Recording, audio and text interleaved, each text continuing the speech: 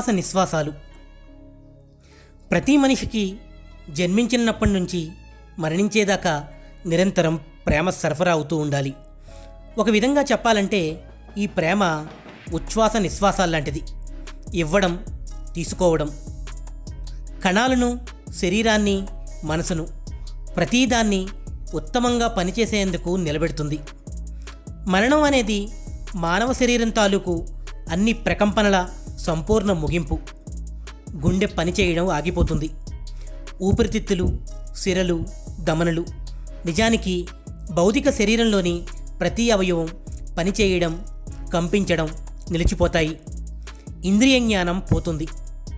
లోపలకు, బయటకు తీసుకెళ్లేందుకు పనిచేసే నాడులు ఉత్తర్వులు అందుకోవడం మానేస్తాయి. ఈ రకమైన విరామమే మరణం. శ్వాసక్రియలో గాలి పీల్చిన తరువాత వెంటనే విడవడం ఉండదు. శ్వాసను కొంతసేపు లోపల ఉంచుతాం, ఆ తరువాత ఊపిరి పీల్చుకుంటాం. అలాగే మళ్ళీ గాలి విడిచిపెట్టాక 2 సందర్భాల్లోనూ చిన్న విరామం ఉంటుంది. మొదటి విరామం ఉచ్ఛ్వాసం, రెండో విరామం నిశ్వాసం. ఈ విరామస్థితులు వేగానికి సంబంధించినవి కావు. విరామస్థితి మరణస్థితే తప్ప మరొకటి కాదు.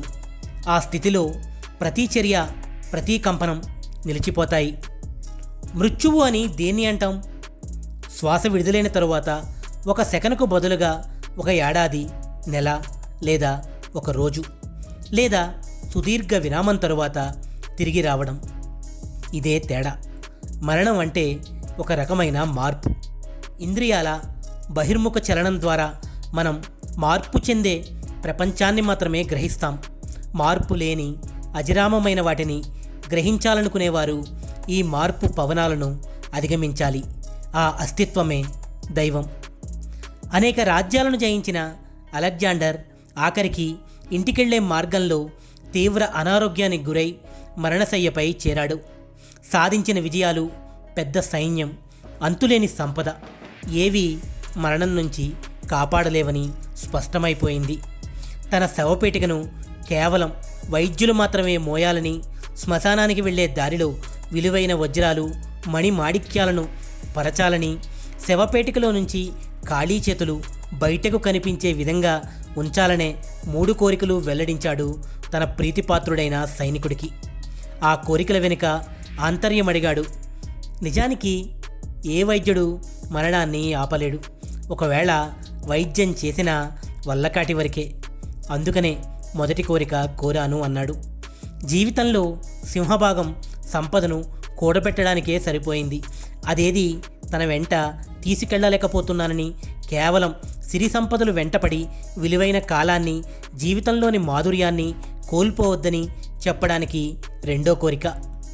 ఈ ప్రపంచంలోకి వచ్చేటప్పుడు వట్టి చేతులతో వచ్చాను, వట్టి చేతులతోనే వెళ్ళిపోతున్నాను అని చెప్పడానికే 3వ కోరిక అని చెప్పి కళ్ళు మూశాడు. ఎందరెందరో జీవిస్తున్నారు. అయితే పొందిన జీవితానికి కొంతైనా జోడించాలి మనిషి. ప్రతి మనిషి ఎంతో అవగాహనతో జీవించాలి. దైవం మనిషికి ఈ ఉనికిలో ఒక బాధ్యతను అప్పగించాడు.